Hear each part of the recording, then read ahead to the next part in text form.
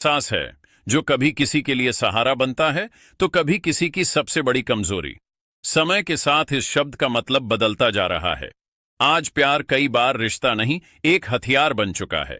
जालौन की यह कहानी उसी बदलते प्यार की सच्चाई सामने लाती है। यह कहानी है एक ऐसी महिला की जिसने वर्दी ओढ़ी थी सुरक्षा के लिए, लेकिन उस वर्दी के पीछे छुपा था डर, लालच और साजिश का अंधेरा। उत्तर प्रदेश पुलिस में भर्ती होना हर किसी का सपना होता है, सेवा, सम्मान और स्थिर जीवन। लेकिन जब यह सपना सत्ता और पैसे के लालच से जुड़ जाए तो कहानी पूरी तरह बदल जाती है। मीनाक्षी शर्मा भी इन्हीं सपनों के साथ पुलिस में आई थी। नौकरी मिलने के बाद उसका शुरुआती जीवन सामान्य था, लेकिन धीरे धीरे उसकी जिंदगी ने ऐसा मोड़ लिया जो सवालों से भरा हुआ है। कुछ ही सालों में उसका रहन सहन, उसका पहनावा और उसका जीवन स्तर अचानक इतना बदल गया कि लोग हैरान रह गए। एयर कंडीशन वाले कमरे, महंगे मोबाइल फोन, डिजाइनर कपड़े और भारी भरकम गहने। सहकर्मी अक्सर आपस में फुसफुसाते थे कि एक साधारण सिपाही की आय से यह सब कैसे संभव है। जरूरतें इंसान को आगे बढ़ाती हैं, लेकिन जब जरूरत लालच में बदल जाए तो रास्ता भटक जाता है। मीनाक्षी के साथ भी कुछ ऐसा ही हुआ। वह वर्दी जो भरोसे की पहचान होती है, उसके लिए ढाल बन गई। ढाल जिसके पीछे छुपकर उसने रिश्तों को अपने फायदे का जरिया बनाना शुरू किया। उसकी पहली पोस्टिंग के दौरान एक सहकर्मी से नजदीकी बढ़ी।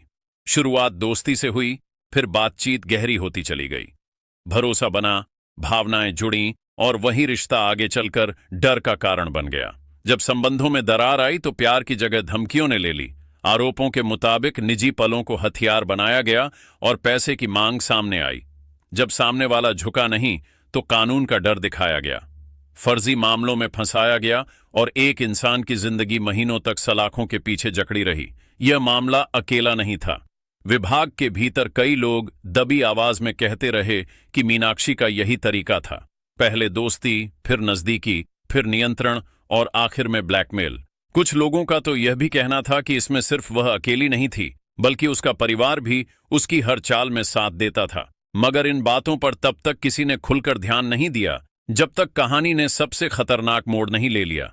एक नए थाने में उसकी मुलाकात एक वरिष्ठ अधिकारी से हुई। अनुभव और रुतबे का फर्क था, लेकिन आकर्षण ने दूरी मिटा दी। बातचीत शुरू हुई। बातचीत ने साथ रहने की आदत बना दी। वह अधिकारी जहां जाता, मीनाक्षी किसी न किसी बहाने वहां नजर आती। धीरे धीरे यह रिश्ता भी उसी पैटर्न पर बढ़ा जिस पर पहले रिश्ते बढ़े थे। ध्यान, भरोसा और फिर दबाव। आरोप है कि इस रिश्ते में महंगे तोहफे, पैसों की मांग और भविष्य के खर्चों की जिम्मेदारी लेने का दबाव बनाया गया। जब अधिकारी ने पीछे हटने की कोशिश की तो हालात बिगड़ते चले गए। मानसिक दबाव इतना बढ़ गया कि वह अपने ही घर में अकेला महसूस करने लगा। परिवार से दूरी, डर और शर्म ने उसे पूरी तरह तोड़ दिया। फिर आई वह रात जिसने सब कुछ हमेशा के लिए बदल दिया। सरकारी आवास की शांति एक तेज आवाज से टूट गई। आसपास के लोग सकते में आ गए। अफरा तफरी मच गई। बाहर निकलते हुए मीनाक्षी की आवाज गूंजती रही, लेकिन उसके कदम वहां ठहरे नहीं। कुछ ही देर में वह जगह छोड़ चुकी थी। कैमरों में कैद हुई उसकी भागती हुई तस्वीरें कई सवाल छोड़ गईं। परिवार ने तुरंत आरोप लगाए। उन्होंने कहा कि यह सिर्फ आत्महत्या नहीं, बल्कि एक ऐसी कहानी का अंत है जिसमें डर और दबाव ने जान ले ली। मामला दर्ज हुआ और जांच शुरू हुई। जांच में मिले सुराग चौंकाने वाले थे। एक नहीं, कई फोन, अलग अलग संपर्क, कई ऐसे नाम जो किसी साजिश की ओर इशारा करते थे।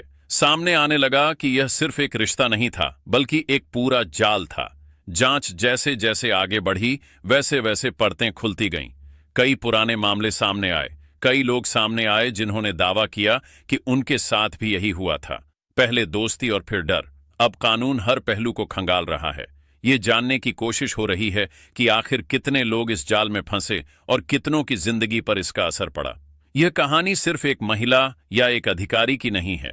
यह कहानी उस व्यवस्था की भी है जहां वर्दी कभी कभी अपने ही उद्देश्य से भटक जाती है। जब भरोसे की जगह भय और सेवा की जगह साजिश ले लेती है। यह कहानी हमें मजबूर करती है सोचने पर कि असली खतरा कभी कभी बाहर नहीं, बल्कि अंदर ही पलता है। घटना के बाद सबसे पहले जो चीज टूटती है वह होती है चुप्पी। इंस्पेक्टर की मौत के बाद थाना परिसर, प्रशासन और पूरे जिले में एक अनकही खामोशी छा गई थी। हर चेहरे पर सवाल था, लेकिन जवाब किसी के पास नहीं। कोई खुलकर कुछ नहीं कह रहा था, लेकिन हर कोई जानता था कि सच सिर्फ एक गोली की आवाज में नहीं छुपा है।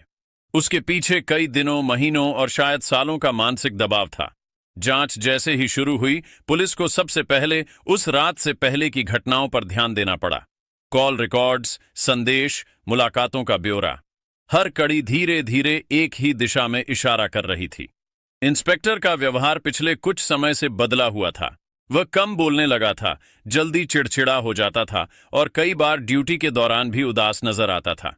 परिवार ने बताया कि वह किसी गहरे तनाव में था, लेकिन वजह कभी साफ नहीं बताता था। पुलिस ने जब उसके मोबाइल की जांच की तो हालात और गंभीर होते चले गए। लंबी कॉल्स, बार बार के मैसेज और देर रात की बातचीत का लहजा समय के साथ बदलता दिखाई दिया।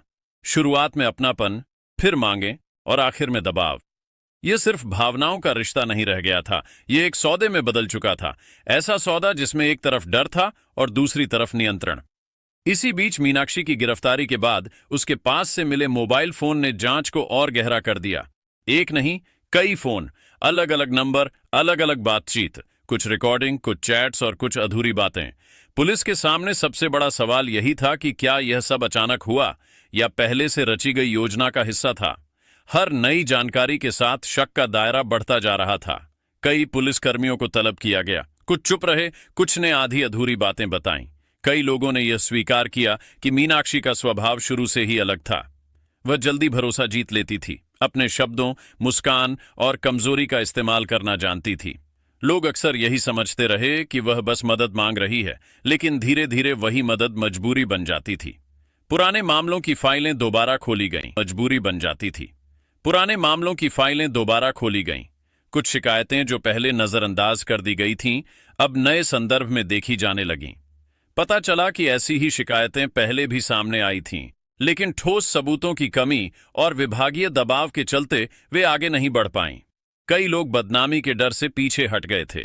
किसी ने नौकरी खोने के डर से मुंह नहीं खोला। इंस्पेक्टर की पत्नी का बयान अब जांच का अहम हिस्सा बन गया। उसने बताया कि पिछले कुछ महीनों में उसका पति पूरी तरह बदल गया था। वह अक्सर रात को जागता रहता था, फोन देखकर परेशान हो जाता था और कई बार गुस्से में फोन बंद कर देता था। जब उसने सवाल पूछे तो जवाब में सिर्फ चुप्पी मिलती थी।